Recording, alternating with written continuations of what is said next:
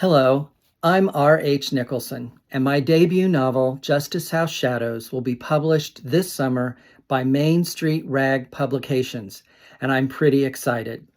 Justice House Shadows is about Betty Brogan, a beautiful, willful, headstrong woman whose family influence reigns over a small Appalachian town and whose life is extraordinary.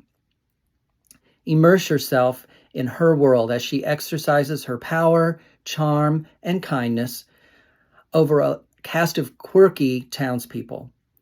From Handyman Hank to Granny Sutton, the twins, Tabby and Teddy, housekeeper Cora, football coach Paul, the senator's son Everett, Sissy, the colonel, and of course, Hush Puppy, the dog.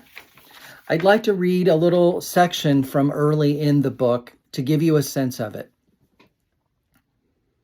But the most dramatic change in Betty Brogan's life manifested itself in the form of her dog, Hush Puppy, a concoction of canine parts reminiscent of Dr. Frankenstein's work. Hush Puppy became her constant companion, a gift from Everett Thornton before his sudden, mystifying self-exile to the West Coast.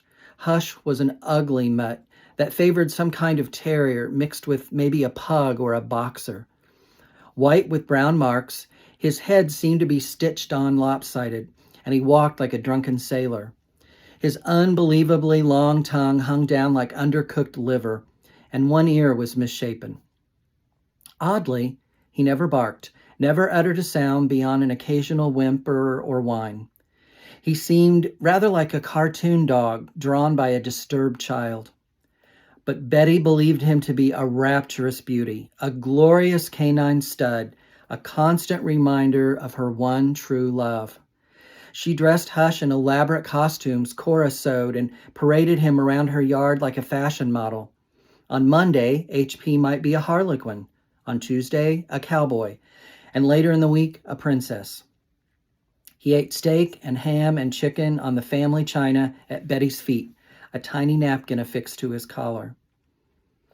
Once a year, Betty held an elaborate birthday party for Hush with cake and presents, a little conical paper hat perched on his overly large head. As well, Hush occupied his own bedroom, though he most often slept at Betty's cold feet. According to Betty's attorney, Braxton Collier, who once pined for Betty and rambled when drunk at parties, she had tried to establish a trust for HP in the event of her untimely death, a fact confirmed by Lefty Hodges, another of her discards, who attended the same liquor-fueled parties. It seemed HP was her sole beneficiary aside from a stipend for Cora and handyman Henry, whose most important duty was to scoop Hush's leavings from the yard and paint Justice House ridiculous colors like lilac or sunset orange to match Miss Betty's unpredictable moods. Hush Puppy, according to legend, was a brilliant scholar. Betty would lay magazines on the floor at his feet, and he would read them, pawing at the pages for her to turn. His face was wildly expressive, able to convey paragraphs with a simple nod of the head or a crinkle of the nose. Using a language only Betty understood. What? She might question him. You think war in Vietnam is inevitable? You, mister, are watching too much television for your own good.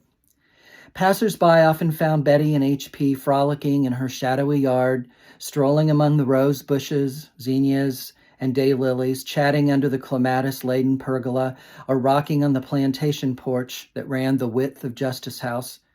Stick Hawkins, after a plumbing call, reported seeing Betty paint Hush's nails.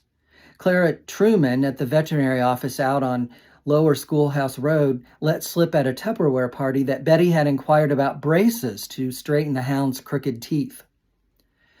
Few others caught glimpses of Betty and HP's daily lives, their private dance parties, listening to Johnny Cash or Tammy Wynette or Glenn Campbell on the radio.